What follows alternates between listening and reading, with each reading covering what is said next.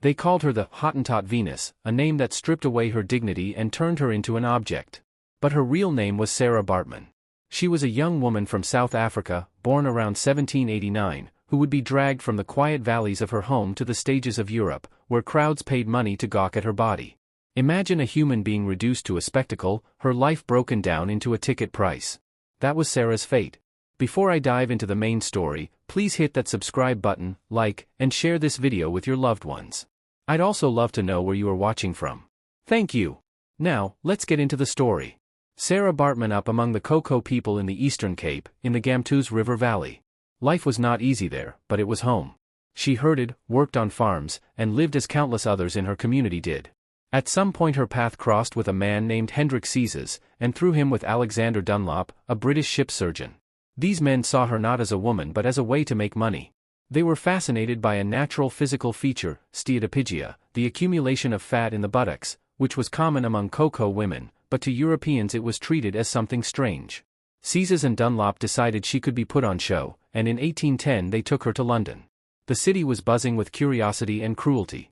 At 225 Piccadilly and other venues, Sarah was placed on stage, dressed in tight clothing, forced to sing, dance, and parade herself while audiences laughed, whispered, and stared. She was advertised as a freak, the Hottentot Venus. Aristocrats attended, scientists took notes, and the public paid a shilling just to watch. Behind the curtains, her life was controlled by showmen who claimed she had signed a contract. They said she would share in the profits, but whatever promises were made, Sarah's freedom was little more than an illusion. Her case even reached court. In November 1810, abolitionists from the African Association suspected that she had been brought into Britain against her will, no better than a slave. They brought her before the Court of King's Bench. For hours she was questioned in Dutch. The court wanted to know if she was performing willingly. She answered that she had agreed, that she understood something about the money. But think of the pressure she was under, in a foreign country, surrounded by men of power, with no real choice. The judges allowed the shows to continue, and Sarah went back to the stage. By 1814, the act had grown old in London, so she was taken to Paris. There she came under the control of Jean Riou and others who presented her in shows near the Palais Royal. Parisian audiences were eager to see her. The scientific community was even more eager. Georges Cuvier, the famous naturalist, examined her. Other French scientists observed her body, measured her, and wrote degrading reports that claimed to prove theories about race and human difference. They compared her features to animals. They turned Sarah into evidence, stripping away her humanity in the name of science. As her fame faded, her life grew harder. Audiences stopped paying as much. Reports suggest she lived in poverty, and some accounts hint she was pushed into sex work to survive. She was alone in Paris, far from home, trapped by the people who claimed to manage her. On December 29, 1815, Sarah Baartman died. She was just 26 years old.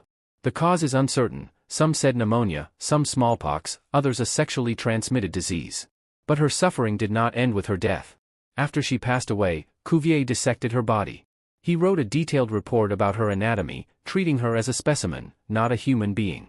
Her skeleton, her brain, and her sexual organs were preserved. A plaster cast was made of her body. These remains and replicas were placed in museums, where they were displayed for more than a century. Visitors stared at them as if she were still on show. For nearly 200 years Sarah Baartman's body was denied peace. Only in the late 20th century did her story return to the public eye. Activists and scholars began to question why her remains were still in Paris. South Africa had ended apartheid in 1994, and Nelson Mandela himself requested that France return her remains. The demand grew louder with time. In 1998, South African poet Diana Ferris wrote a poem titled, "I've Come to Take You Home," which captured the spirit of the movement to bring Sarah back. Finally, in 2002, after long debates in the French Parliament, France agreed. Her remains were flown to South Africa. On August 9, 2002, National Women's Day, Sarah Baartman was laid to rest in the Eastern Cape, near the town of Hankie. Thousands attended. Elders spoke, prayers were said, and traditional rites were performed. After nearly 2 centuries, Sarah finally came home.